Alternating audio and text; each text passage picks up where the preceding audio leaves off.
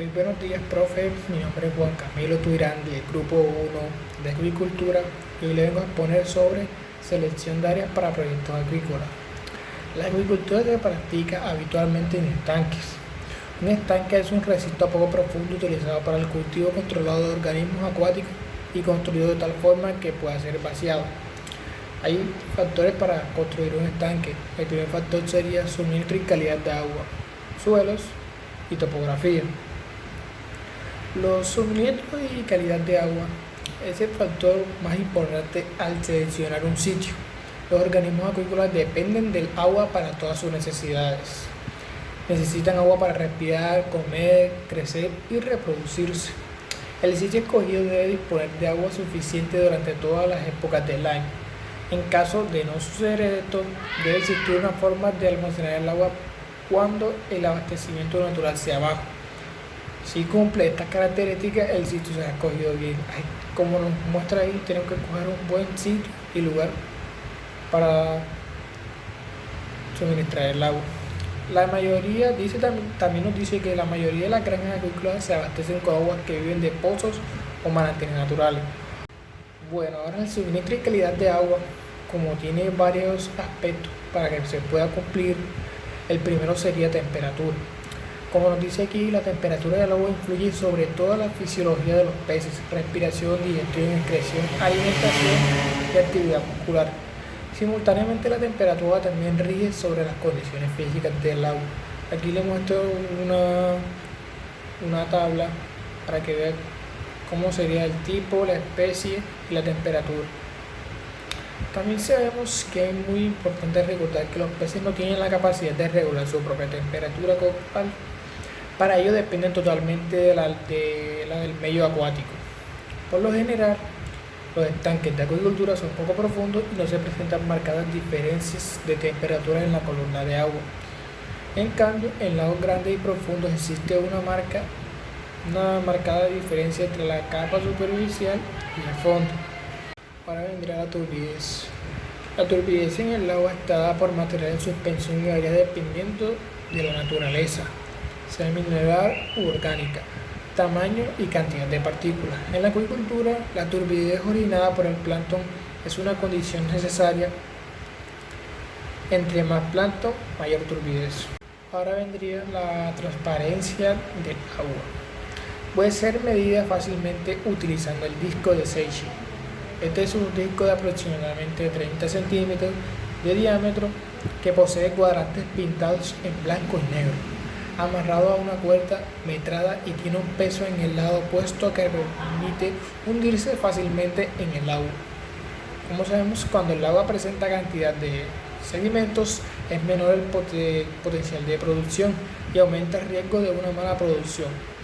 A medida que sean más bajas las profundidades de visibilidad, las aguas muy sedimentadas no son recomendables para la agricultura. La penetración de la luz y la transparencia del agua mantienen una relación estrecha con la productividad natural del agua y del estanque. Ahora vendría siendo el color. En el agua es alterado por los factores físicos, químicos y biológicos. Por ejemplo, la mayoría de los florecimientos de fitoplancton tienden a dar una coloración verde. Aguas con alto contenido de hierro tienden a ser rojizas. El color más común del agua está dado por el material vegetal en descomposición, el cual produce un color té o café claro muy característico del agua con alto contenido de U. Ahora vendría el oxígeno disuelto. El oxígeno disuelto presente en un estanque de agricultura está determinado como el parámetro más importante en la calidad de agua. Si no hay una buena concentración, los peces u otros organismos acuáticos son vulnerables a enfermedades o a parásitos o a la muerte. Ahora vendría el pH. Nos dice que es la medida de concentración de iones de hidrógeno e indica si el agua es ácida o alcalina en la reacción. La escala del pH va de 0 a 14, siendo 7 el punto neutral. Los valores menores de 7 indican que el pH es ácido y los superiores que el pH es básico.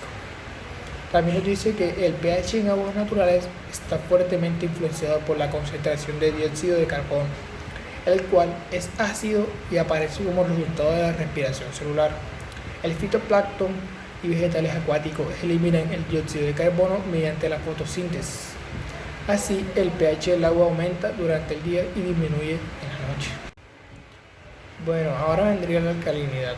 Nos dice que corresponde a la concentración total de bases en el agua expresada como miligramos sobre litro de carbono de calcio, si está representada por iones de carbono y bicarbonato. Nos dice que aguas con alcalinidad total baja menores de 15 ppm no son buenas para la acuicultura debido a son tan ácidas que tienen un efecto negativo en la producción de los peces. La producción fitoplanctónica es limitada con tendencia a causar la muerte en un plancton. Las fluctuaciones del pH y los factores relacionados pueden generar bajas en el oxígeno disuelto por la muerte del fitoplancton. Ahora vendría la dureza. La dureza total se define como la concentración de iones básicamente en calcio y magnesio y se expresa en miligramos sobre litros de carbonato de calcio equivalente. Aquí le mostraré una tablita donde dice dureza, miligramos sobre litros, clasificación. Cuando es de 0 a 75 es blanda, cuando es de 75 a 150 moderadamente dura, cuando es de 150 a 300 es dura y cuando es de 300 o más, muy dura. Ahora vendría el dióxido de carbono y amoníaco y ácido sulfhídrico. El dióxido de carbono es producido por la respiración de los organismos acuáticos utilizando por los vegetales en la fotosíntesis. Altas concentraciones de dióxido de carbono pueden ser toleradas por los peces siempre y cuando el oxígeno sea alto. También nos dice que las opciones de manejo para prevenir y controlar la acumulación de cantidades indeseables de CO2 en los estanques son las siguientes. Nos dice primero, mantener un mínimo de alcalinidad total de 20 miligramos sobre litros, escalando en caso de ser necesario. Segundo, prevenir la estratificación con mezclado manual o aireación mecánica. Tercero, recambio de agua para diluir la concentración del CO2. Ahora nos dice sobre el amoníaco y ácido sulfhídrico. Nos dice que son dos parámetros químicos que no necesitan estar en altas concentraciones para causar daño a los organismos de cultivo. Los efectos letales del amonio se manifiestan en valores entre 0.1 y 0.3 miligramos sobre litros. Niveles bajos como 0.1 miligramos sobre litros son estresantes aun cuando la exposición sea breve. Los suelos. El suelo debe ser lo más impermeable posible, principalmente para la agricultura tropical. Por eso los suelos arcillosos son los mejores. La cantidad mínima de arcilla recomendada en los suelos es del 20 al 30%. Porcentajes menores producen filtración en el terreno y se hace necesario impermeabilizar los estanques. También se sabe mucho del suelo con solo tocarlo. Si el suelo se sienta agrietado y áspero al tocarse, probablemente contenga mucha arena. En este caso no habrán las condiciones apropiadas para retener el agua. Si el suelo se siente terso y resbaloso, probablemente signifique que hay mucha arcilla. Este es el suelo bueno. Para determinar la calidad del suelo es necesario practicar una excavación que permita establecer el contenido de arcilla en las capas del subsuelo. El sondeo debe ser como mínimo de 1 metro de profundidad y 30 centímetros de ancho. Se toma una manotada y se compacta. Si se conserva la forma, se considera apto para construir el estanque. Ahora vendría la topografía. Como nos dice aquí, la topografía es el tercer factor importante en la selección del lugar. La palabra topografía se usa para describir la forma de la tierra, si es plana o sinuosa, alta o baja, etc. La topografía de la tierra determina las clases de estanques que pueden ser construidos o cuando se pueden ser construidos. Los estanques pueden construirse en valles o terrenos planos. Gracias.